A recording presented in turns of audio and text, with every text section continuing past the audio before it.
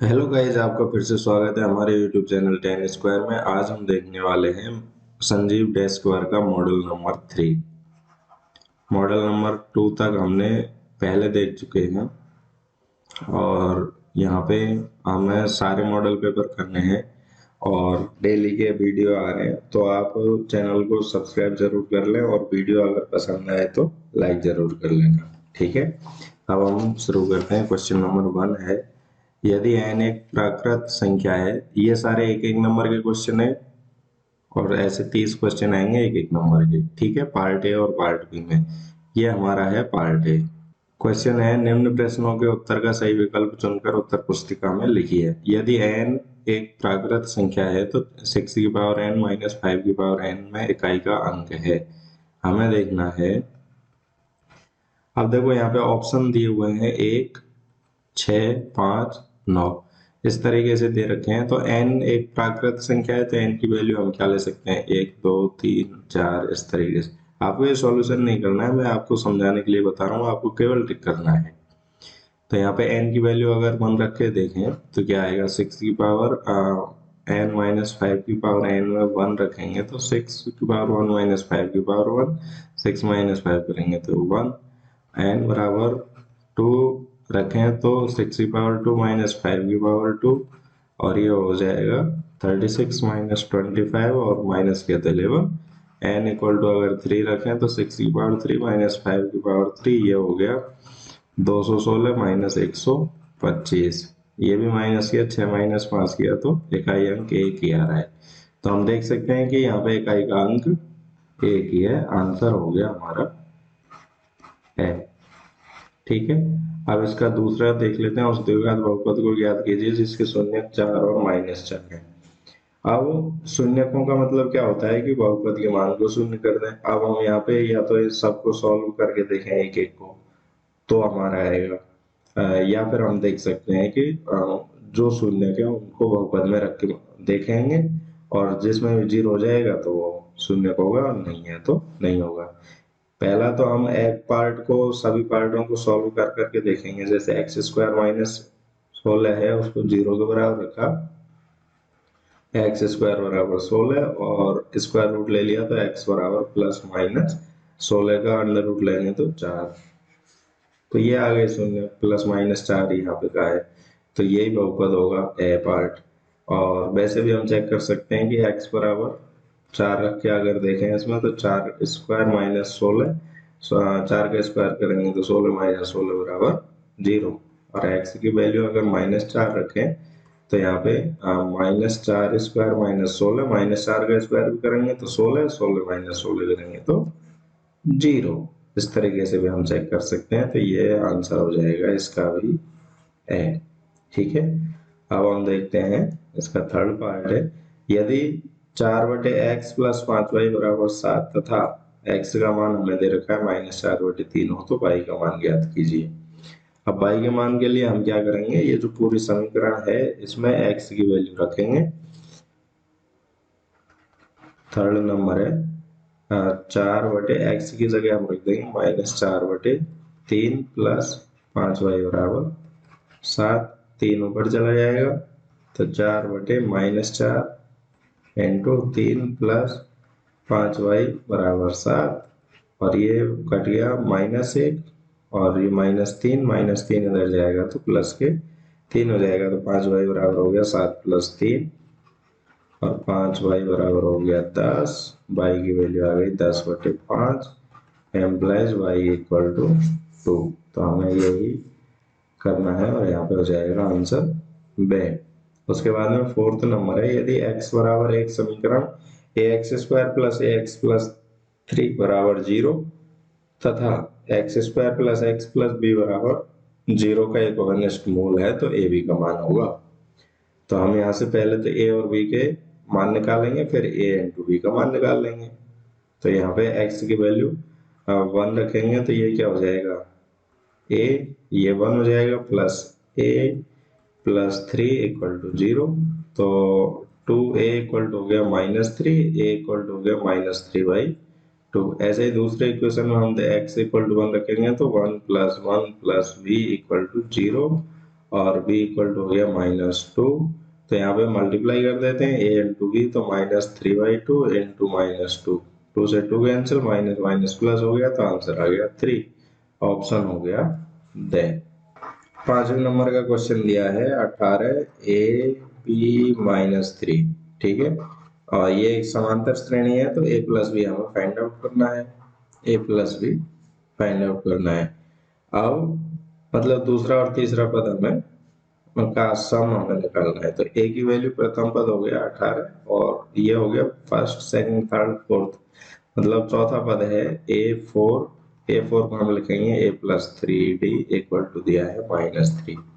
तो a की value हम रख लेते हैं यहाँ से, तो 18 प्लस 3d इक्वल टू -3 और 3d इक्वल टू हो गया -3 और 18 इधर गए तो -18 ही हो गया -21 और d की वैल्यू आ गई 3 से डिवाइड किया तो -7, ठीक है। -7 आ गई।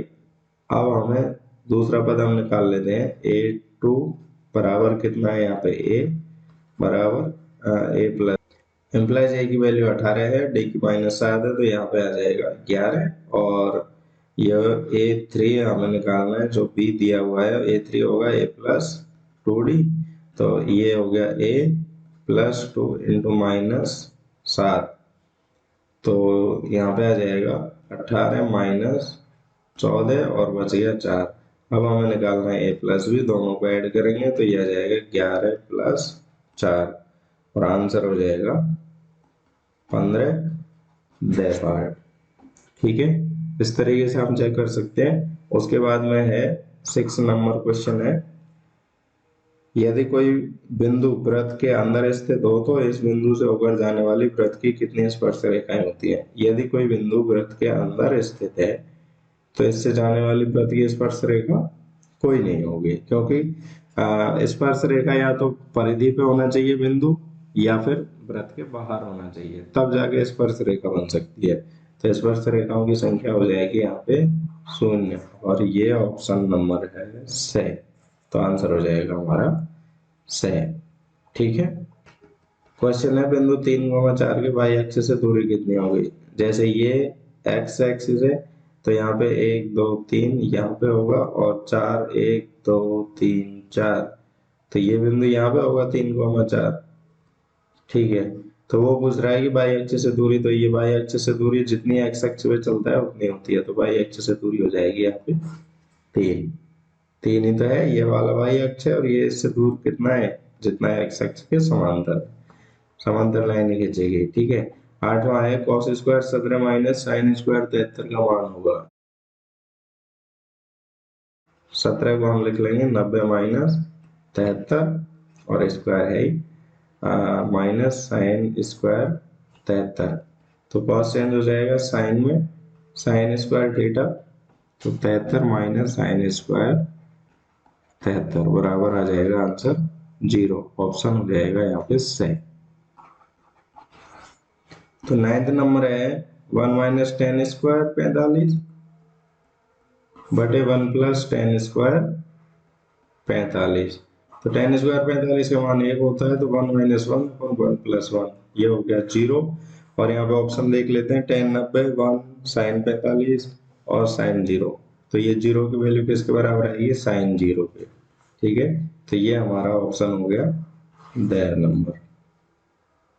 उसके बाद में संचय बारंबारता का वक्र कहलाता है। संचय बारंबारता का वक्र एक्सरसाइज 14.4 में हमने पढ़े हैं और ये त्वरण कहलाता है। 11th है, किसी क्वेश्चन के छात्रों की संख्या उनकी आयु के अनुसार निम्न प्रकार है, इनका बहुलक होगा। बहुलक में हम देखेंगे छात्रों की संख्या मतलब फ्रीक्वेंसी, और जिसकी सबसे ज्यादा होगी वही आयु बहुलक में आएगी। तो यहाँ पे फ्रीक्वेंसी बारंबारता सबसे ज्यादा 41 है और 41 का जो संख्या है आयु है वही हमारे बहुलक हो जाएगी, तो यहाँ पे आंसर हो जाएगा 12, ठीक है।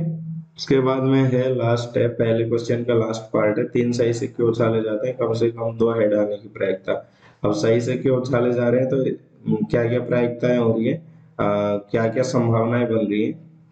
पहली संभावना हेड हेड हेड, दूसरी हेड टेल टेल, तीसरी हेड टेल हेड, इस तरीके से आप देख भी सकते हैं इनको, और ये आपको पता भी होनी चाहिए क्योंकि ये 2 नंबर में भी क्वेश्चन पूछा जा सकता है इस टाइप का, 3 सिक्कों से संबंधित। और फिर संभावनाएं आएंगी टेल, टेल हेड। ठीक है, इस तरीके से टोटल मिला के 8 संभावनाएं बनती है। अब वो क्वेश्चन कह रहा है कम से कम 2 हेड आए। अब हम देख सकते हैं यहाँ से कम 2 हेड आने चाहिए, तो एक इसमें 2 हेड है, इसमें 2 हेड है, यहाँ पे भी 2 हैं, और इसमें एक है, इसमें यहाँ पे भी 2 हैं, तो टोटल मिला के 4 हैं। तो प्रायिकता हो जाएगी अनुकूल घटनाएं बटे कुल घटनाएं, तो अनुकूल 4 और कुल हो गई 8, तो प्रायिकता हो गई 1/2। आंसर हो गया ए। ठीक है, इस तरीके से क्वेश्चन नंबर 1 होता है कंप्लीट। अब हम देखते हैं क्वेश्चन नंबर 2। अगर आपने अभी तक हमारे वीडियो को लाइक नहीं किया तो प्लीज लाइक करें और चैनल को सब्सक्राइब जरूर कर लें, और अपने शेयर भी करें दोस्तों के साथ। क्वेश्चन नंबर 2 का पहला पार्ट है a1/a2 not equal to b1/b2 के इस स्थिति में रैखिक समीकरण युग्म, ये रेखाएं प्रतिच्छेद करेंगे और प्रतिच्छेद करेंगे तो रैखिक समीकरण युग्म संगत होगा। ठीक है, सेकंड नंबर है एपी 10, 7, 4 और का 30वां पद है, हमें 30वां पद निकालना पड़ेगा। और यहाँ से ए एन का फॉर्मूला होता है, हम जानते हैं a plus N minus 1 into d. अब यहाँ से a की वैल्यू प्रथम पद हो गया 10, d की वैल्यू हो जाएगी 7 माइनस 10 करेंगे तो -3। देखो, अगर समांतर श्रेणी घटती जा रही है तो सार्वंतर माइनस में आएगा, और जो बढ़ती जा रही है तो सार्वंतर प्लस में आएगा। और n की वैल्यू है यहाँ पे 30, तो हम a30 निकाल लेंगे। a की value 10 plus 30 minus 1 into D की वैल्यू है -3, तो ये हो गया 10 माइनस 29 इंटू 3। 29 को 3 से मल्टीप्लाई करेंगे तो ये हो जाएगा 87, और आंसर आएगा -77। ठीक है, इस तरीके से हमारा आंसर आ रहा है। और किसी बाह्य बिंदु से वृत्त पर खींचे गए दो स्पर्श रेखाखंडों की लंबाई समान होती है। यहाँ पे हम देख भी सकते हैं इस तरीके का एक अगर कोई चित्र होता है और यहाँ पे कोई बिंदु P है और इससे दो स्पर्श रेखाखंड खींचे जाएं तो इनकी लंबाई आपस में समान आएगी। ठीक है, ये दोनों बराबर होंगी। बिंदु A, B तथा -A -B के बीच की दूरी सूत्र से हम निकाल लेंगे। दूरी सूत्र होता है a1 minus x1 minus x2, तो a और माइनस माइनस प्लस हो जाएगा, तो a plus A square plus b, और माइनस माइनस इसमें भी प्लस हो गया तो b स्क्वायर बराबर अंडर रूट a प्लस ए हो गया 2a स्क्वायर और b प्लस बी हो गया 2b स्क्वायर। अंडर रूट 2 का वर्ग किया तो 4a square plus 4b square. 4 common लेके बाहर निकाल देंगे तो 2 बाहर आ जाएगा और ये अंदर बचेगा a square plus b square. तो हम यहाँ पे लिख देंगे 2 under root a square plus b square, और मात्रक पहले से लिखा है। पांचवा पार्ट है 9 sec square theta minus 9 tan square theta की वैल्यू हमें लिखनी है। तो 9 sec स्क्वायर थीटा कॉमन हमने ले लिया 9 को, और ये हो गया tan स्क्वायर थीटा। अब एक सर्वसमीका है, हमारी आइडेंटिटी है, और ये होता है 1 plus tan square theta equal to होता है sec स्क्वायर थीटा। ठीक है, तो हम क्या करेंगे, tan स्क्वायर थीटा को इधर ले जाएंगे और इधर रह जाएगा 1 sec square theta minus tan square theta बराबर हो गया 1। तो यहाँ पे 9 और इसकी जगह हम 1 रख देंगे तो आंसर आ जाएगा हमारा 9। यदि आंकड़ों का बहुलक और समांतर माध्य क्रम से 70 और 100 है तो माध्यिका हमें निकालनी है। अब 3 इंटू माध्यिका बराबर बहुलक प्लस 2 इंटू माध्य, 2 इंटू माध्य, तो हमें माध्यिका ही निकालनी है। इसमें मान रखेंगे बहुलक हमें दिया है 70 और माध्यिका समांतर माध्य हमें दे रखा है 100। 100 को 2 से गुणा करेंगे तो 200 हो गया, और ये हो गया 270, और ये है 3 इंटू माध्यिका। अब माध्यिका निकालने के लिए हमें क्या करना है, 3 से हम इसको डिवाइड कर देंगे या फिर 3 का पक्षांतरण कर देंगे, ऐसे भी कह सकते हैं। 3 का पक्षांतरण किया तो ये आया आंसर 90। तो इसका आंसर हो गया। अब हम देखते हैं क्वेश्चन नंबर 3। इसका फर्स्ट पार्ट दिया हुआ है 1261 और 1067 का एचसीएफ। 1261 और 1067 का एचसीएफ हमें दे रखा है 97, तो एलसीएम हमें फाइंड आउट करना है। ठीक है, तो हमें पता है अंकगणित की आधारभूत प्रमेय। यदि दो कोई संख्याएं हैं तो उनका एचसीएफ उनका मल्टीप्लाई करें और एक तरफ उनके एचसीएफ और एलसीएम का मल्टीप्लाई करें तो वो इक्वल में आएगा। यही अंकगणित की आधारभूत प्रमेय। तो हमें एचसीएफ दे रखा है 97 और एलसीएम हमें फाइंड आउट करना ही है। और ये हो गया दो संख्याएं 1261 इंटू 1067। तो एलसीएम के लिए हम क्या करेंगे, एलसीएम का हम भाग दे देंगे। ठीक है, और ये हो गया 97 का हमने भाग दे दिया है और इससे हमने डिवाइड किया तो ये 11 बार, और 11 को 1261 से हमने मल्टीप्लाई किया है तो ये आ गया आंसर 13,871। तो ये इनका एलसीएम हो जाएगा। ठीक है, अब हम देखते हैं इसका सेकंड पार्ट। यदि व्यंजक x Q minus 2x² plus 1, ठीक है, तो हम यहाँ पे x माइनस 1 का भाग दे रहे हैं किसमें, x Q minus 2x plus 1 में।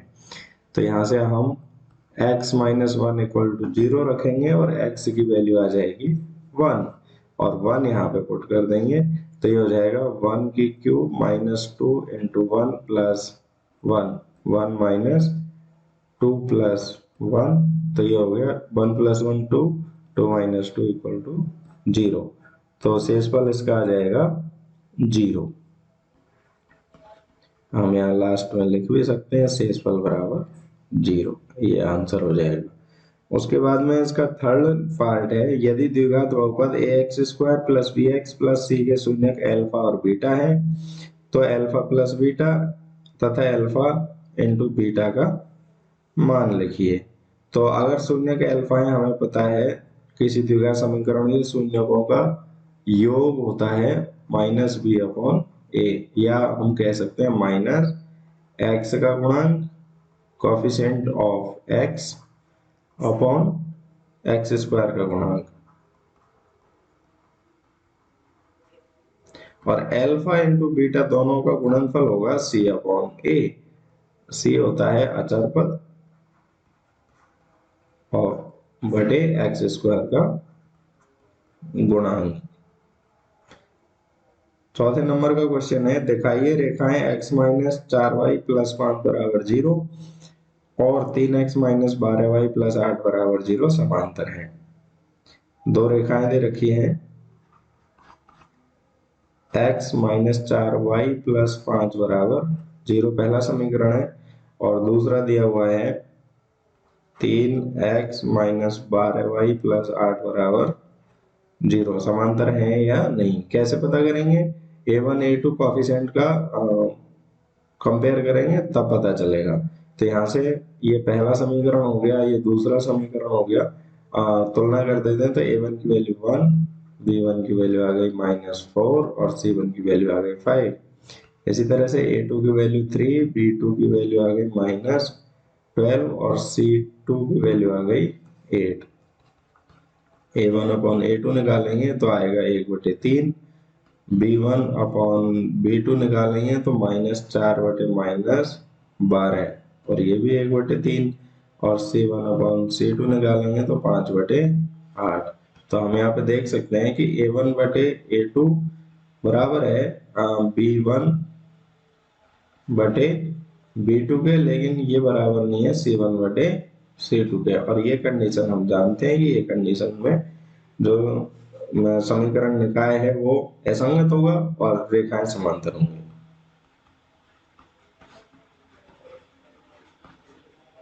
ठीक है, उसके बाद में पांचवें नंबर का है, k का वैमान ज्ञात कीजिए जिसके लिए x बराबर 2 द्विघात समीकरण 3x² माइनस kx माइनस 2 बराबर 0 का एक मूल है। अब ये मूल है तो ये इसको संतुष्ट भी करेगा, चूंकि x बराबर 2 समीकरण का मूल है, अतः संतुष्ट करेगा। मूल होते हैं वो संतुष्ट करते हैं, ठीक है, तो संतुष्ट भी करेगा। तो x बराबर 2 की वैल्यू हम समीकरण में रख देंगे, तो ये हो गया 3 इंटू 2 स्क्वायर माइनस के इंटू 2 माइनस 2 बराबर 0।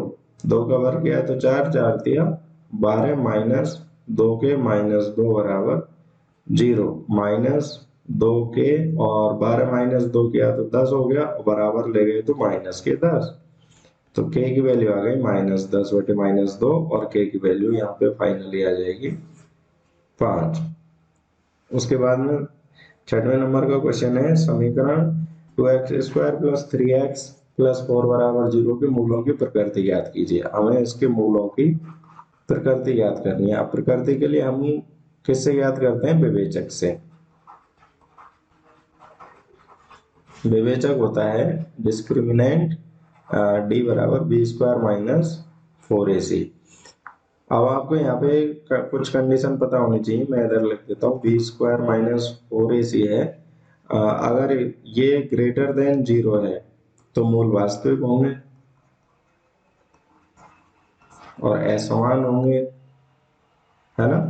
और यदि ये b² - 4ac इक्वल टू 0 है तो वास्तविक तो होंगे और समान भी होंगे। और b² - 4ac अगर लेस देन है 0 से, मतलब नेगेटिव में आता है, तो मूल काल्पनिक होंगे, या हम कह सकते हैं वास्तविक नहीं होंगे, या एग्जिस्ट नहीं करेंगे, और फिर ये असमान भी हो सकते हैं, ठीक है। तो विवेचक हो गया d बराबर b² - 4ac और समीकरण है 2x² + 3x + 4 बराबर 0। तो यहाँ से a की वैल्यू आ रही है 2, b की आ रही है ax² + bx + c से तुलना करने पर, और c की वैल्यू आ रही है 4। तो d निकाल लेंगे हम, 3² - 4 इंटू 2 इंटू c की वैल्यू 4, तो ये हो गया 9 - 4 दूनी 8 और इंटू 32। 32 - 9 करेंगे तो ये आ जाएगा -23, जो कि लेस देन है 0 से, तो मूल काल्पनिक होंगे। यहाँ हम कह सकते हैं मूल काल्पनिक है,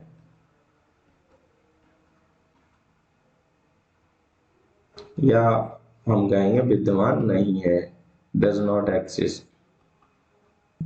7वें नंबर का क्वेश्चन है, 3 सेमी त्रिज्या वाले वृत्त पर स्थित किसी बिंदु पर स्पर्श रेखा की रचना कीजिए। तो हम यहाँ पे रचना लिखेंगे, आप चित्र में देख सकते हैं। 3 सेमी त्रिज्या का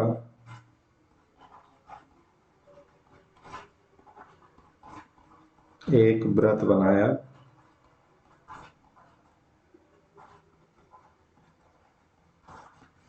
जिसका केंद्र O है।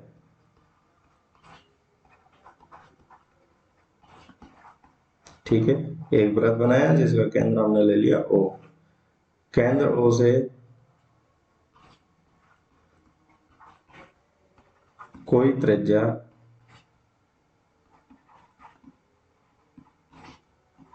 OA खींची। अब हमने एक त्रिज्या ले ली, परिधि पर एक बिंदु ले लिया A और उससे हमने एक त्रिज्या खींच ली है, ठीक है। बिंदु A पर 90 डिग्री का कोण बनाया, क्योंकि आप जानते ही होंगे जो त्रिज्या होती है और स्पर्श रेखा होती है, उन दोनों के बीच में 90 डिग्री का कोण बनता है, ठीक है। और इस प्रकार अभिष्ट स्पर्श रेखा PQ का निर्माण हुआ, ठीक है।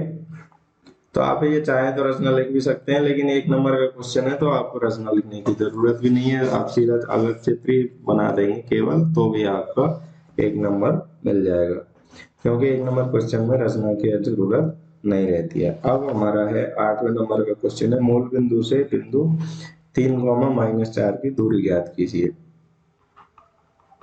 मूल बिंदु से लेनी है, मतलब मूल बिंदु हो गया 0, से हमें दूरी लेनी 3, -4 की। बिंदु के नाम दे देते हैं और ए बी बराबर दूरी सूत्र हमें पता ही होना चाहिए x2 minus x1 square plus y2 minus y1 square. अब यहाँ पे अगर आप ये भी लिख सकते हैं ना तो बहुत अच्छा रहेगा, जैसे x1 y1 हम ये ले रहे हैं तो x1 की वैल्यू 0, y1 की वैल्यू 0। इसी तरीके से x2 की वैल्यू 3 और y2 की वैल्यू हो गई -4। अब हम मान रख सकते हैं इसमें, तो x2 माइनस x1 करेंगे तो x2 3 माइनस 0 और y2 माइनस y1 करेंगे तो -4 माइनस 0 का स्क्वायर और लास्ट में हमें स्क्वायर रूट लेना ही है, फॉर्मूले में है। उसके बाद में ये 3 माइनस 0 तो 3 और ये हो गया 9 और -4 का स्क्वायर करेंगे तो ये हो गया 16 और इनको ऐड करेंगे तो 25 और 25 का स्क्वायर रूट 5। तो ए बी की वैल्यू इन दोनों के मध्य की दूरी आ जाएगी 5। ठीक है। अब यहाँ पे 9th नंबर का क्वेश्चन है sine theta cos 90 minus theta plus cos theta sine 90 minus theta plus 1। इसका हमें मान ज्ञात करना है। तो ये हो गया साइन थीटा और कॉस 90 माइनस थीटा हो जाता है साइन थीटा और कॉस थीटा और साइन 90 माइनस थीटा हो जाता है कॉस थीटा प्लस 1। यहाँ पे हम लिख सकते हैं साइड में साइन, चूंकि साइन 90 माइनस थीटा बराबर कॉस थीटा और कॉस 90 माइनस थीटा बराबर साइन थीटा। ठीक है। तो ये साइन और साइन हो गया sign square theta plus cos और कॉस हो गया cos square theta plus 1। Sign square theta plus cos square theta हो जाएगा 1 प्लस 1, आंसर आ जाएगा 2। ये पहली सर्वसमीका है, आपको पता है sine square theta plus cos square theta equal to होता है 1। अब इसका 10th नंबर पार्ट है 2 tan square 45 plus cos square 30 minus sine square. तो हमें इनकी वैल्यू पता होनी चाहिए। 2 tan 45 का मान 1 है, cos 30 का मान है √3/2 का स्क्वायर और sin 60 का मान भी है √3/2 का स्क्वायर। तो ये हो गया 2 प्लस √3 का स्क्वायर करेंगे तो 3 और 2 का करेंगे तो 4, 3/4 माइनस ये भी 3/4, प्लस माइनस कैंसिल हो जाएगा तो आंसर आ जाएगा 2। ये आपको अगर वैल्यू याद नहीं रहती है या आप वो टेबल बनाना ही सीखना चाहते हैं, आपको रटने की जरूरत नहीं है बिल्कुल भी, आप 2-3 मिनट में उसको आराम से बना सकते हैं। वो सीखना है तो हमने काफी अच्छी तरीके से वो ट्रिक द्वारा समझाई हुई है। आप हमारे चैनल पे जाके और जरूर उस वीडियो को देख लें एक बार। और मैं आपसे रिक्वेस्ट करूंगा कि आप चैनल को सब्सक्राइब जरूर करें और वीडियो को लाइक करें। 11th पार्ट है, ये एक टेबल दी हुई है और हमें बी और डी की वैल्यू फाइंड करनी है। वी और डी की वैल्यू, वी कहाँ है बारंबारता में और डी है संचयी बारंबारता में। अब हमें एक बात ध्यान रखनी है कि संचयी बारंबारता कैसे आती है। जैसे पहली जो स्टेप है वो तो एज इट इज आ जाता है, उसके बाद में सेकंड स्टेप में हम क्या करते हैं, जो संचयी बारंबारता आई है उसको नेक्स्ट बारंबारता में ऐड करते हैं पहले तो, और उसके बाद में यहाँ पे पहुंचा देते हैं। ऐसा ही तो होता है, जैसे 4 यहाँ पे आया, फिर 4 और 5 हो गए 9। अब 9 और बी हो रहे हैं कितने 15, तो हम यहाँ पे लिख लेंगे 9 प्लस वी इक्वल टू हो गए 15। तो बी की वैल्यू आ गई 15 माइनस 9, तो बी आ गया 6। ठीक है, ऐसे ही करते हैं। अब 15 और 7 22 हो रहे हैं, 22 और 4 यहाँ पे आएंगे तो डी बराबर हो जाएगा 22 प्लस 4 और डी की वैल्यू हो जाएगी 26। ठीक है, तो ये दो वैल्यू हमें फाइंड करनी थी, दोनों हमने इस तरीके। फिर इसका 12th नंबर है, एक पासे के फेंकने पर समंग आने की प्रायिकता ज्ञात कीजिए। अब हम पासे को फेंक रहे हैं तो पासे को फेंकने पर कुल सभी संभव घटनाएं कितनी हैं, सभी संभव घटनाएं लिख लेंगे पहले तो। एक पासे को फेंकेंगे तो क्या क्या आ सकता है, 1 आ सकता है, 2 आ सकता है, 3 4 5 और 6। अब इनमें हम देखेंगे कि सम संख्या कौन कौन सी हैं। तो 2 सम संख्या है, 4 है और 6, टोटल मिला के हो गई 3, और ये हो गई टोटल घटनाएं हो गई 6। तो प्रायिकता निकालेंगे। प्रायिकता का हमारे पास सूत्र पहले से ही है, अनुकूल घटनाएं बटे कुल घटनाएं।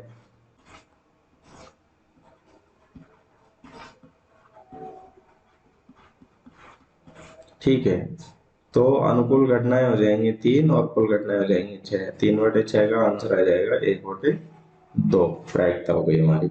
हेलो गाइज, आपका फिर से स्वागत है हमारे यूट्यूब चैनल 10 स्क्वायर में। हम देख रहे थे मॉडल नंबर 3 का क्वेश्चन 4 देखेंगे। क्वेश्चन नंबर 3 तक हम देख चुके हैं। क्वेश्चन नंबर 4 है, व्याख्या कीजिए 7 × 11 × 13 + 13 और ये एक संख्या दी हुई है, भाज्य संख्याएं हैं। अब हमें ये पता होना चाहिए कि भाज्य संख्याएं क्या होती हैं। तो जो भाज्य संख्याएं हैं, मैं यहाँ पे आपको दिखा देता हूँ भाज्य संख्या क्या होती है। तो वे संख्याएं जिनके 2 से अधिक गुणनखंड हो, 2 से अधिक जिनके गुणनखंड होंगे वही संख्याएं भाज्य संख्याएं कहलाएंगी। ठीक है, तो यहाँ पे हम देख लेते हैं कि इनके 2 से ज्यादा गुणनखंड है या नहीं है। 7 × 11 × 13 + 13, तो यहाँ पे हम 13 कॉमन ले लेते हैं, तो ये हो जाएगा 7 × 11 + 1।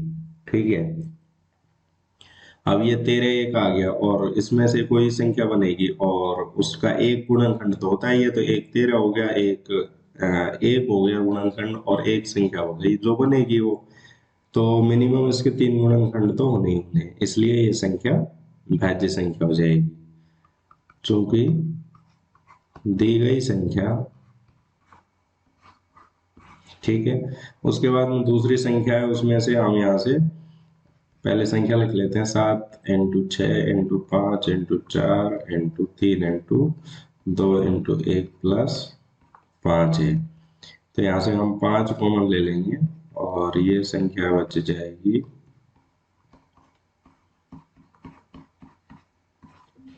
तो यहाँ पे भी एक 5 अलग से गुणनखंड आ गया है, बाकी इसका एक भी हो जाएगा गुणनखंड, और जो संख्या इसे सॉल्व करेंगे तो मिनिमम यहाँ भी 3 गुणनखंड हो जाएंगे और यह संख्या भी भाज्य हो जाएगी। तो यही हम लिख देंगे, दी गई संख्या के कम से कम 3 गुणनखंड होंगे, अतः यह संख्या भाज्य संख्या कहलाएगी।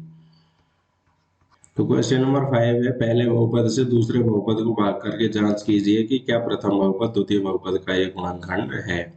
तो गुणनखंड है या नहीं, इसको देखने के लिए हम क्या करते हैं, तो यहाँ से हमें देखना है कि जो शेष फल आए इसका भाग देने पर वो 0 आ जाएगा तो इसको गुणनखंड होगा, 0 नहीं आएगा तो गुणनखंड नहीं होगा। ठीक है, तो यहाँ से हम डिवाइड करके देखते हैं। t² - 3 से डिवाइड करेंगे हम, 2t4 + 3t³ - 2t4 - 9t - 12। ठीक है, अब जो बहुपदों का भाग है उसको करने का तरीका यह है कि जो अंदर का बहुपद है उसका हम मैक्सिमम पावर देखते हैं कि यहाँ पे कितनी है, घात देखते हैं बहुपद की घात। तो ये 4 है और ये जो जिसका हम भाग दे रहे हैं उसके बहुपद की घात है 2। ठीक है, तो कितनी ज्यादा है पहले वो लिख लेंगे। जैसे यहाँ पे 2 घात ज्यादा है तो हमने 2 घात लिख ली।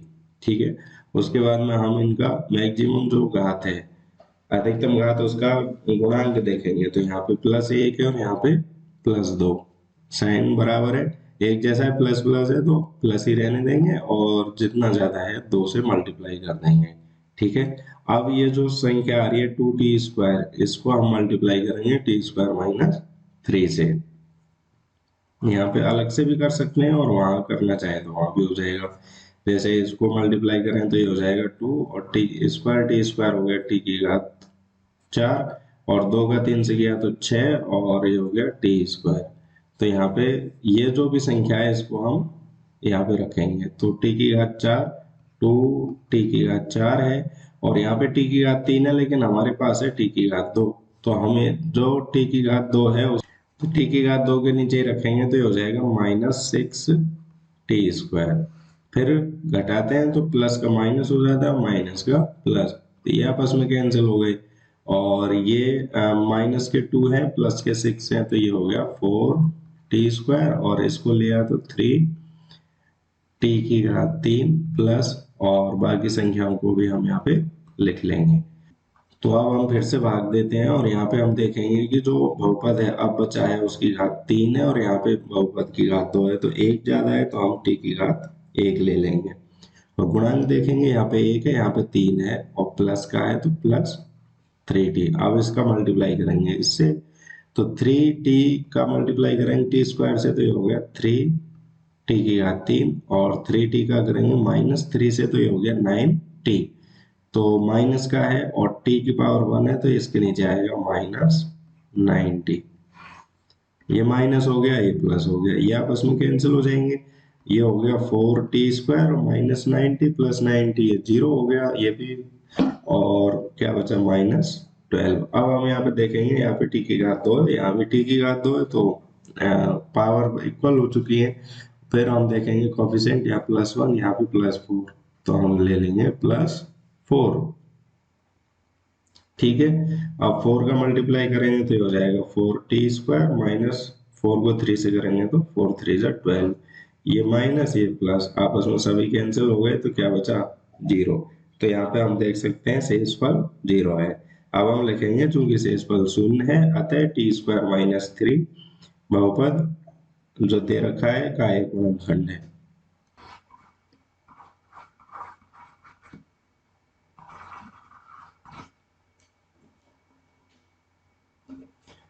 क्वेश्चन नंबर 6 है, दो समीकरण दे रखे हैं 2x + 3y = 11 और 2x - 4y = -24 को हल कीजिए और m का पैमाना ज्ञात कीजिए जिसके लिए y = mx + 3 हो। तो हमें यहाँ से दो जो लीनियर इक्वेशन दे रखी है उनसे x और y की वैल्यू फाइंड करनी है और उसके बाद में इस समीकरण में रखे m का मान निकालना है।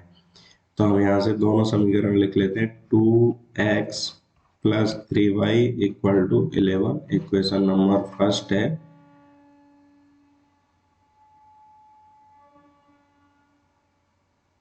और सेकंड इक्वेशन दे रखी है 2x - 4y = -24 इक्वेशन सेकंड। अब हम यहाँ पे कोई सा भी मेथड लगा सकते हैं, हम एलिमिनेशन मेथड लगाते हैं विलोपन विधि। यहाँ पे x का कोएफिशिएंट 2 है, यहाँ पे x का कोएफिशिएंट 2 है, इक्वल है, तो इनको घटा देते हैं, क्योंकि प्लस प्लस है दोनों इसलिए घटा रहे हैं। तो equation first minus equation second, यहाँ पे दोनों समीकरण लिख लेते हैं फिर से, =11, और ये हो जाएगा 2x - 4y = -24। घटा रहे हैं तो साइन चेंज हो जाएंगे, प्लस का माइनस हो गया, ये माइनस प्लस हो गया, और ये माइनस प्लस हो गया, तो 2x - 2x गया तो 0 हो जाएगा, और 3 + 4 ये प्लस का हो गया तो ये हो गया 7y = 11 24 हो गया 35। तो y की वैल्यू आ गई 35/7, y की वैल्यू 5 है। ठीक है, अब put y = 5 in equation first, समीकरण 1 में y = 5 रखने पर, तो समीकरण 1 में यहाँ पे रख देते हैं 2x प्लस ये हो जाएगा 3 और y की वैल्यू रखी 5 = 11, एम्प्लाइज 2x = 11 माइनस, और ये हो जाएगा 5 × 15, तो यहाँ पे हो जाएगा -15, तो ये हो गया 2x = -4 और x बराबर हो गया -2। अब हम ये समीकरण में रख देते हैं, पुट x = -2 और y = 5 इन y = mx + 3, वैल्यू रखेंगे तो y की वैल्यू 5 = m, x की वैल्यू -2 + 3, 3 इधर आएगा माइनस हो जाएगा, 5 - 3 गया तो 2 = m × -2, और -2 से डिवाइड करेंगे तो m = हो जाएगा -1, तो m की वैल्यू आ गई -1। m यहाँ पे स्लो आता है, y = mx + 3 भी एक लाइन को ही रिप्रेजेंट करता है, और ये m जो है इसका स्लो आएगा। ठीक है, हमें तो m की वैल्यू फाइंड करनी थी, तो m की वैल्यू -1 1 आ गई। क्वेश्चन नंबर 7 है, गुणनखंड विधि से निम्न द्विघात समीकरण के मूल ज्ञात कीजिए। तो गुणनखंड विधि द्वारा हमें हल करने हैं। अब गुणनखंड विधि को सॉल्व करने के लिए हमें क्या करना है, अगर यहाँ से जो ये डिनोमिनेटर है, डिनोमिनेटर हट जाए तो हमारा काम ज्यादा आसान हो जाएगा। तो हम यहाँ से एलसीएम ले लेते हैं, सभी का 8 एलसीएम आ जाएगा पहले।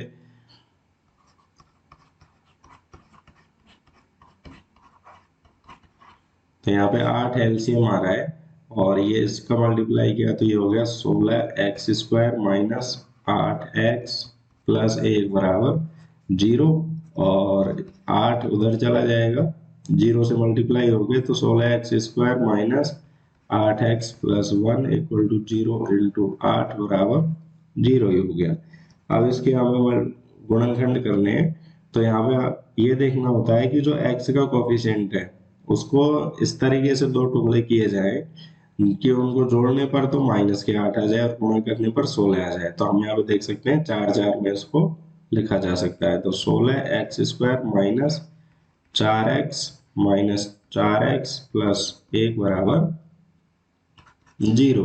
अब यहाँ पे 4 पद हो चुके हैं, 4 में से दो में से कॉमन ले लेंगे, 16 और 4 में से कॉमन आ रहा है 4 और x² x में से x, तो यहाँ पे बचा 4x माइनस 1 और यहाँ पे माइनस 1 कॉमन ले लिया तो ये 4x माइनस 1 बराबर 0।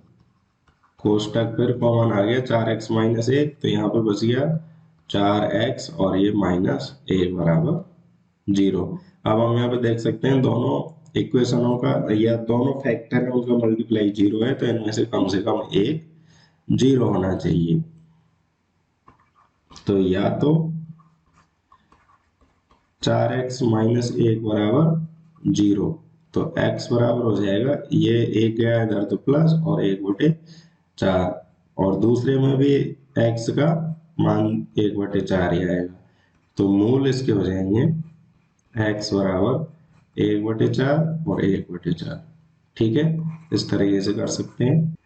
क्वेश्चन नंबर 8 है, क्या एपी समांतर श्रेणी 11 8 5 2 का एक पद माइनस 150 है और यदि है तो क्यों है। ठीक है, अब हमें एक बात ध्यान रखनी होगी कि जो समांतर श्रेणी है उसमें पदों की संख्या हमेशा पूर्ण संख्या में आएगी। जैसे या तो 0 पद होंगे, एक भी नहीं होगा, या 1 होगा, या 2 होगा, या 3 होंगे, इस तरीके से होगा। कभी भी पदों की संख्या दशमलव में नहीं आ सकती। जैसे पदों की संख्या हम कहें कि 2.2 इसमें पद है या 2.5 है, इस तरीके से नहीं हो सकता है ना।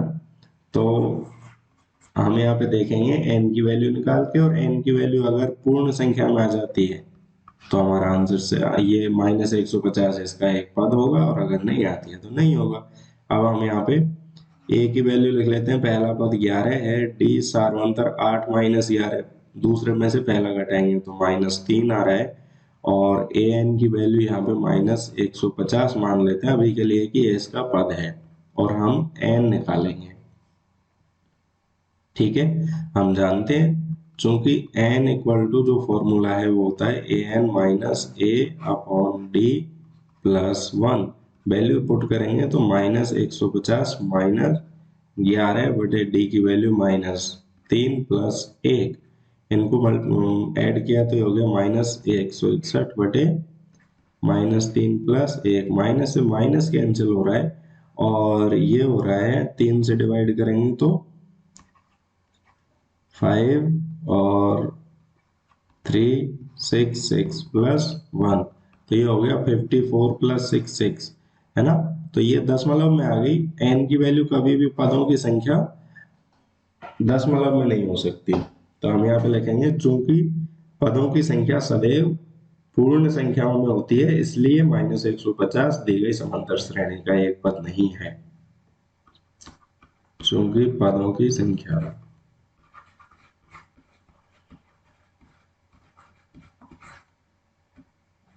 ठीक है, इस तरीके से क्वेश्चन नंबर 8 होता है। गाइज, अगर वीडियो पसंद आ रहा है तो वीडियो को लाइक करें और चैनल को सब्सक्राइब जरूर करें।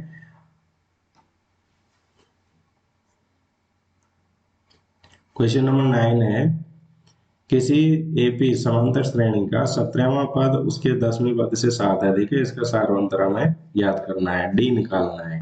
ठीक है, तो दिया क्या है 17वां पद, मतलब दिया है, इस तरह से लिख लेते हैं, दिया है A17 17वां पद, उसके 10वें पद से 7 अधिक है, मतलब इन दोनों को घटाएं तो क्या बचेगा, 7 ही बचेगा क्योंकि अधिक है।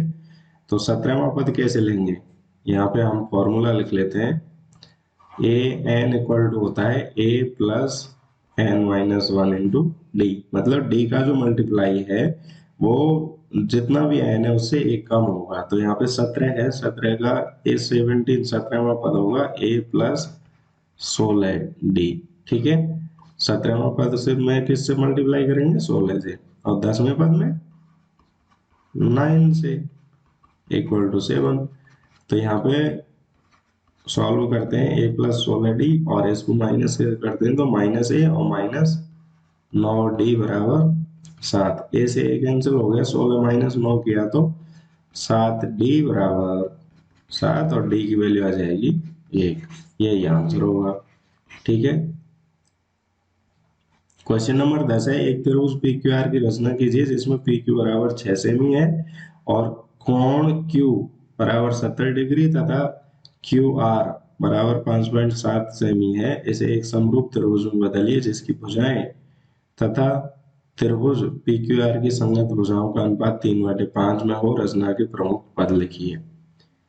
तो यहाँ पे हमें एक चित्र बनाना है। सबसे पहले तो हम ये त्रिभुज बना लेते हैं पी क्यू आर। तो इसमें दिया हुआ है पी क्यू आर की जो भुजाएं हैं, पी क्यू दे रखी है 6 सेमी। तो सर्वप्रथम तो हम पी क्यू बराबर 6 सेमी लेंगे। सर्वप्रथम पी क्यू बराबर 6 सेमी का एक रेखाखंड खींचा।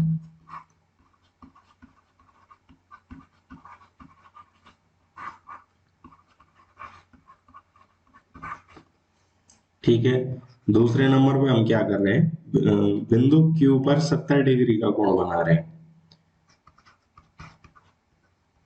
बिंदु Q पर 70 डिग्री का कोण बनाया।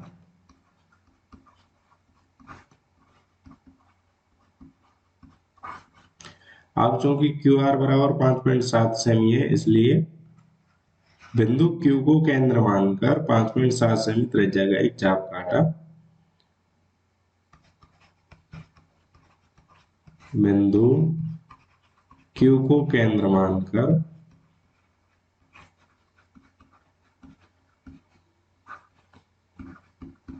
एक 5.7 सेमी त्रिज्या का चाप काटा।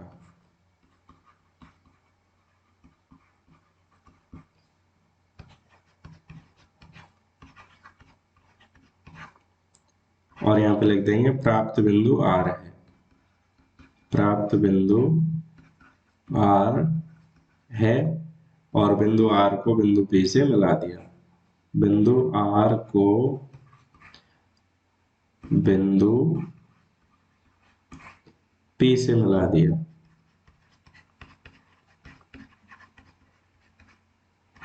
ठीक है, इस प्रकार त्रिभुज पी क्यू आर का निर्माण होगा।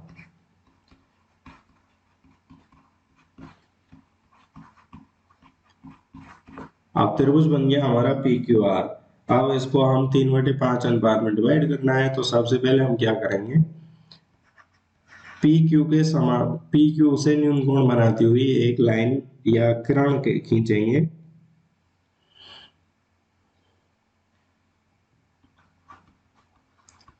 अब पी क्यू से न्यून कोण बनाती हुई एक किरण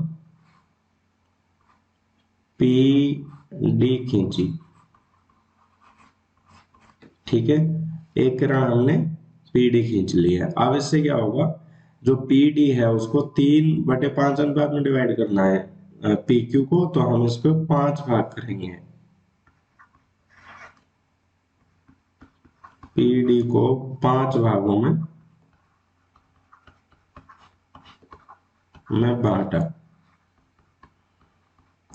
किस तरह से भाग किए हैं, p p one equal to P1 P2 equal to P2, P3 equal to P3, P4 equal to होगा P4 P5 के।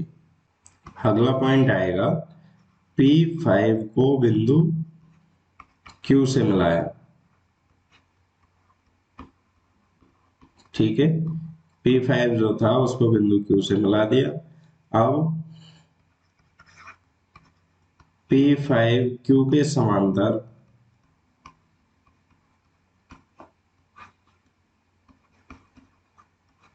एक रेखाखंड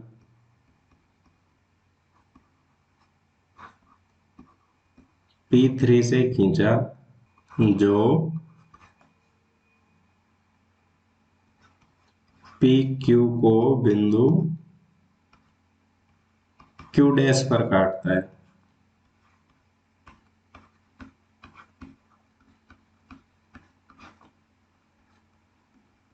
ठीक है। अब अंत में हम क्या करेंगे, QR के समांतर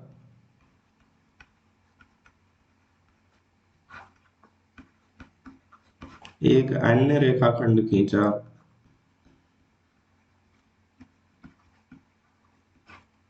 रेखाखंड बिंदु Q डैश, रेखाखंड Q डैश और R डैश खींचा।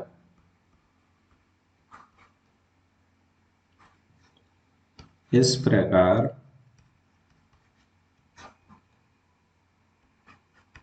नया त्रिभुज P Q dash R dash प्राप्त हुआ। ठीक है, और ये आपस में समरूप त्रिभुज है। तो इस तरीके से हमें करना है, और आप इसके एक एक स्टेप पढ़ें और पास में जो चित्र दे रखे हैं उनको देख देख के और क्वेश्चन सॉल्व कर सकते हैं। क्वेश्चन 11 है, ए बी बराबर 5 सेमी का एक रेखाखंड खींचिए, बिंदु बी को केंद्र मानकर 2.2 सेमी त्रिज्या का एक वृत्त बनाएंगे तथा इस वृत्त पर बिंदु ए से स्पर्श रेखा खींचिए।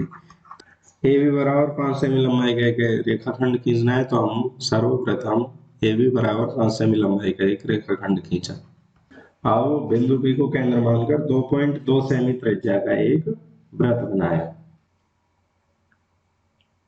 फिर ए बी को लंब समद्विभाजित किया, ए बी को लंब समद्विभाजित किया, बिंदु ओ प्राप्त हुआ। लंब समद्विभाजन से हमें बिंदु ओ प्राप्त हुआ।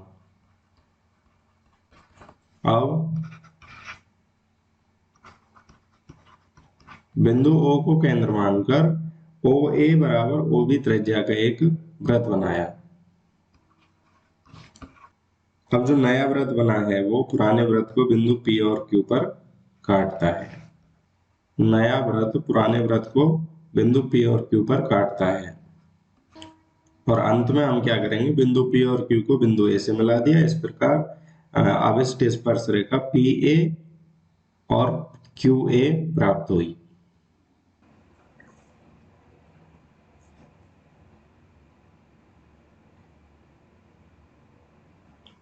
क्वेश्चन नंबर 12 है, आकृति में tan P minus cot R का मान ज्ञात कीजिए। तो हमें tan P और cot R की वैल्यू फाइंड आउट करनी है, और यहाँ पे एक त्रिभुज दिया हुआ है। अगर इसको हम P बिंदु लेते हैं, P कोण लेते हैं, न्यून कोण, तो यहाँ पे जो सामने की भुजा है वो लंब हो जाएगी और ये हो जाएगी आधार। तो सबसे पहले तो हम क्या करते हैं, QR की वैल्यू फाइंड आउट करते हैं। तो QR पाइथागोरस प्रमेय लगाते हैं, समकोण त्रिभुज PQR में पाइथागोरस प्रमेय से। पाइथागोरस प्रमेय हो गई लंब स्क्वायर प्लस आधार स्क्वायर इक्वल टू कर्ण स्क्वायर। तो लंब या कुछ भी हम मान सकते हैं, इनको लंब आधार हम मान सकते हैं, कुछ भी दो कोई मान ले, कोई दिक्कत नहीं है। तो ये हो जाएगा QR स्क्वायर प्लस PQ का वैल्यू है 12 स्क्वायर और कर्ण की वैल्यू 13 का स्क्वायर। कर्ण यहाँ पे फिक्स रहेगा, तो ये हो गया क्यू आर स्क्वायर बराबर 13 का स्क्वायर करेंगे तो 169 और 12 का करेंगे 144, इधर ले जाएंगे तो माइनस हो जाएगा। तो ये हो गया क्यू आर स्क्वायर बराबर 25 और क्यू आर की वैल्यू स्क्वायर रूट ले लेंगे दोनों तरफ, तो क्यू आर की वैल्यू आ गई 5 सेमी। हम यहाँ पे लिख देंगे ये है 5 सेमी। ठीक है, अब टेन पी निकालना है हमें, तो टेन पी का सूत्र है लंब बटे आधार। ठीक है, लाल बटे कक्का से आ रहा है ना, लाल बटे कक्का से, तो टेन का फॉर्मूला लंब बटे आधार। न्यून कोण पी ले रहे हैं तो लंब हो जाएगा क्यू आर और आधार हो जाएगा पी क्यू। तो ये हो गया 5/12। इसी तरीके से कॉट आर निकाल लेते हैं। अब हम न्यून कोण आर को ले रहे हैं, तो आर के सामने की भुजा हो जाएगी लंब, ये हो जाएगी लंब, और अब हो जाएगी क्यू आर हो जाएगी आधार। तो ये लंब हो गई और ये हो गई आधार। तो इसका फॉर्मूला है आधार बटे लंब। आधार कितना है यहाँ पे, तो न्यून कोण आर ले रहे हैं इसलिए आधार हो जाएगा क्यू आर और लंब हो जाएगा पी क्यू। फिर से वैल्यू रखेंगे तो वही 5/12। हमें निकालना है tan P minus tan cot R की वैल्यू। तो tan P minus cot R equal to 5/12 minus 5/12 बराबर हो जाएगा 0। तो ये आंसर हो गया हमारा। ठीक है, इस तरीके से करेंगे। आप देखते हैं क्वेश्चन नंबर 13 है, निम्नलिखित का मान निकालिए। हमें वैल्यू फाइंड आउट करनी है। तो जो कुछ भी दे रखा है उसको हम एक बार लिख लेते हैं। 5 cos square 60 degree plus 4 sec square 30 degree minus tan square 45 बटे sine square 30 plus cos square. एक बार मान लिख लेते हैं यहाँ पे। तो कॉस 60 का मान है 1/2 और सेक 30 है, सेक 30 कॉस 30 का अपोजिट होगा। कॉस 30 की वैल्यू √3/2 है, तो इसकी हो जाएगी 2/√3। और टेन 45 की हमें पता ही है 1 है। और साइन 30 और कॉस 30 यहाँ पे रखें वैल्यू तो भी रख सकते हैं, नहीं रखें तो पहली सर्वसमीकरण लगा देंगे। Sign square theta plus cos square theta बराबर वैल्यू होगी 1। Sign square theta plus cos square theta की वैल्यू होगी 1। तो हम यहाँ से मान रखेंगे, या फिर मान भी रख सकते हैं। साइन 30 की वैल्यू कितनी है 1/2 और कॉस 30 की वैल्यू है √3/2। तो मान रख देंगे 5 कॉस 60 की वैल्यू 1/2 का स्क्वायर प्लस 4 सेक 30 की वैल्यू है 2/√3 का स्क्वायर माइनस टेन 45 की है 1 बटे साइन 30 की वैल्यू है 1/2 स्क्वायर प्लस कॉस 30 की वैल्यू है √3/2 का स्क्वायर। तो यहाँ पे होगा देखो 5 और इसका वर्ग गया तो ये हो गया 1/4 प्लस 4 2 का वर्ग गया तो 4 और √3 का किया तो 3 माइनस 1 बटे 1/2 का वर्ग गया तो 1/4 प्लस 3/4। 1/4 3/4 एक ही हो जाएगा, तो इसको हम यहाँ से रिमूव भी कर सकते हैं। तो ये हो जाएगा 5/4 प्लस 16/3 माइनस 1। लघुत्तम ले लेंगे 12 और 4 का भाग देंगे तो 12 में तो 3 बार, और ये हो जाएगा 5 × 15 और 3 का देंगे 4 बार। 16 को 4 से गुणा करेंगे तो 64 माइनस 12 इक्वल टू 64 प्लस 15। अब देखो यहाँ से प्लस प्लस की ऐड कर लेते हैं, माइनस माइनस की अलग रख लेंगे। 15 माइनस 12 करेंगे तो 3 बचेगा, 3 और 64 हो गए 67। तो 67/12 हमारा आंसर आ जाएगा। इस तरीके से कर सकते हैं। गाइज अगर आपको वीडियो पसंद आ रहा है तो प्लीज लाइक करें और चैनल को सब्सक्राइब जरूर कर लें। अब हम देखते हैं क्वेश्चन नंबर 14 है, निम्नलिखित सारणी किसी मोहल्ले के 25 परिवारों में भोजन पर हुए व्यय को दर्शाती है। एक उपयुक्त विधि द्वारा भोजन पर हुआ माध्य व्यय ज्ञात कीजिए। तो हमें माध्य निकालना है। ये हमें सारणी दे रखी है, हमें पता है माध्य का जो फॉर्मूला है वो है स्टेप डेविएशन मेथड से हम करेंगे sigma A plus sigma F I U I upon sigma F I into H. तो सबसे पहले ये एफ आई हो गया हमारे पास, और ये एक्स आई निकाल लेते हैं। एक्स आई क्या होता है, वर्ग चिन्ह कहते हैं इसको।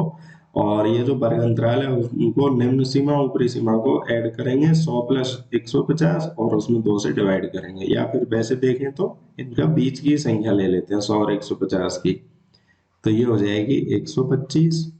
इसी तरीके से 50-50 का डिफरेंस है, इनमें भी 50-50 का करते चलेंगे तो 175, 225, 275, और ये हो जाएगी 325। उसके बाद में हमें यू आई निकालना है। यू आई का फॉर्मूला क्या है, एक्स आई माइनस ए अपॉन एच।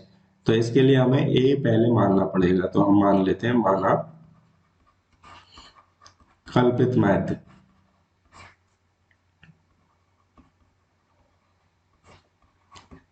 कल्पित माध्य हम इनमें से मानेंगे, एक्स आई में से हम मान लेते हैं 225 है, और वर्ग अंतराल कितना है यहाँ पे, एच की वैल्यू 50 है। ठीक है, तो यू आई निकालेंगे। अब यू आई में आपको इतने बड़े फॉर्मूले में रख के कैलकुलेशन नहीं करनी है। आप क्या करेंगे, जो एक्स आई हमने कल्पित माध्य माना है उसमें एक्स आई का जो वैल्यू है उसके सामने वाले यू आई के कॉलम में 0 रखेंगे, ऊपर -1 और -2, और नीचे रखेंगे +1 +2। अब एफ आई इंटू यू आई निकालेंगे। तो एफ आई इंटू यू आई के लिए इन दोनों को मल्टीप्लाई करेंगे, तो 4 को 2 से करेंगे -8, 5 को 1 से करेंगे -5, ये 0 हो जाएगा, ये 2 हो जाएगा, और ये हो जाएगा 4। तो इनको ऐड कर लेते हैं, ये हमें मिलेगा sigma F I into you I.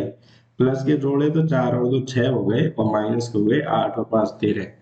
-13 plus 6 करेंगे तो माइनस के बचेंगे 7। इसी तरीके से सिग्मा एफ आई भी हम निकाल लेते हैं। सिग्मा एफ आई की वैल्यू आएगी, ऐड कर लेते हैं, 4 5 9 और 12 21, और 2 और 2 4, 21 और 4 हो गए 25। मान रखते हैं, तो माध्य एक्स बार इक्वल टू होगा कल्पित माध्य 225 plus sigma F I U I की वैल्यू आई है -7, और सिग्मा एफ आई की वैल्यू आई है 25, इंटू एच की वैल्यू है 50। ठीक है, तो 225 प्लस इंटू माइनस किया तो माइनस, और 25 को 25 से 50 को डिवाइड किया तो 2 बार, और 7 दूनी 14। 225 माइनस 14 किया तो 211 आंसर आ गया। तो माध्य कितना हो जाएगा हमारा, माध्य बराबर हो गया 211, ये आंसर हो जाएगा। ठीक है, इस तरीके से हम कर सकते हैं। अब देखते हैं क्वेश्चन नंबर 15 है,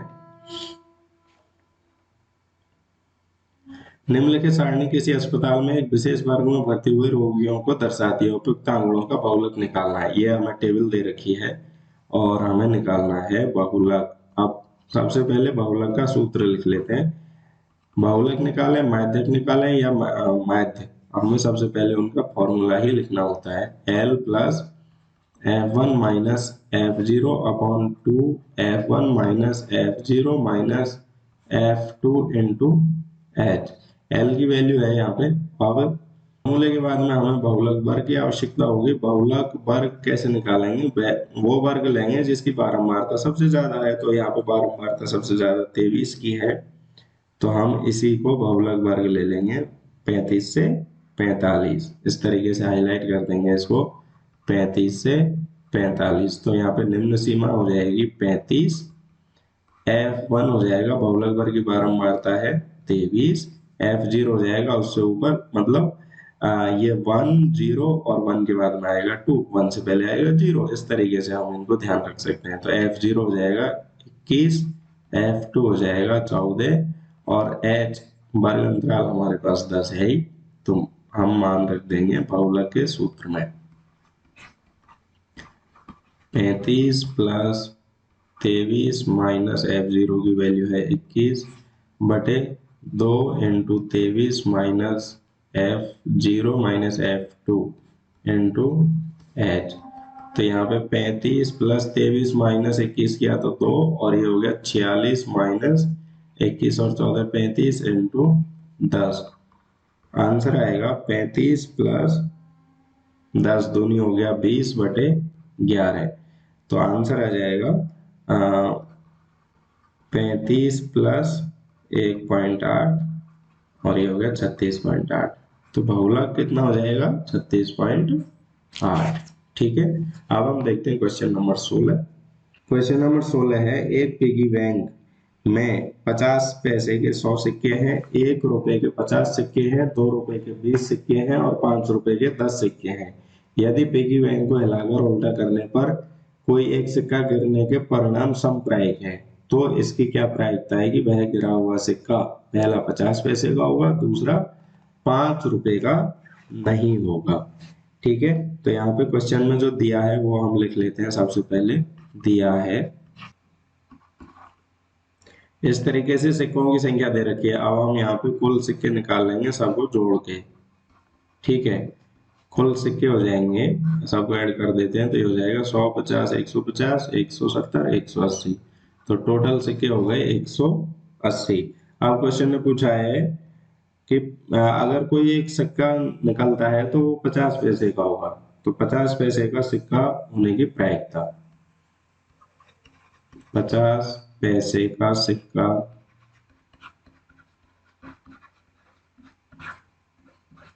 होने की प्रायिकता, अनुकूल परिणाम बटे कुल परिणाम।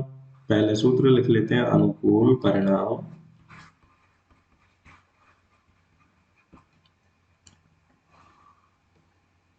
बटे कुल परिणाम। तो अनुकूल परिणाम 50 पैसे के सिक्के हैं 100 और कुल हो गए 180। इनको डिवाइड कर देते हैं, 0 से 0 कैंसिल हो जाएगी और ये हो जाएगा 2 का भाग देंगे तो 5/9। तो आंसर आ गया 5/9। अब वो कह रहा है 5 रुपए का सिक्का नहीं हो, 5 रुपए का सिक्का नहीं होने की प्रायिकता। तो 5 रुपए का सिक्का नहीं होना चाहिए, बाकी कोई सा भी सिक्का हो सकता है। तो 5 रुपए के सिक्के 10 हैं, तो शेष सिक्के कितने बच रहे हैं 170।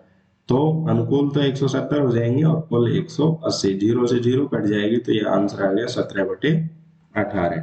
इस तरीके से हमारे दोनों आंसर आ चुके हैं। ठीक है, ये यहाँ तक आपका पार्ट नंबर बी कंप्लीट होता है। ये क्वेश्चन नंबर 4 से लेके क्वेश्चन नंबर 16 तक 2-2 नंबर के क्वेश्चन थे और क्वेश्चन 1 और 1, 2, 3 1-1 नंबर के क्वेश्चन थे। वो 30 नंबर का हो गया और ये हो गया आपका 26 नंबर का। तो अब तक हमने 56 नंबर के क्वेश्चन सॉल्व कर लिए हैं। यही मेजर पार्ट है और नेक्स्ट वीडियो में हम देखेंगे इसका पार्ट नंबर सी और पार्ट नंबर डी। अगर यहाँ तक आपको वीडियो पसंद आया है तो प्लीज लाइक करें और चैनल को सब्सक्राइब जरूर कर लें। Thank you.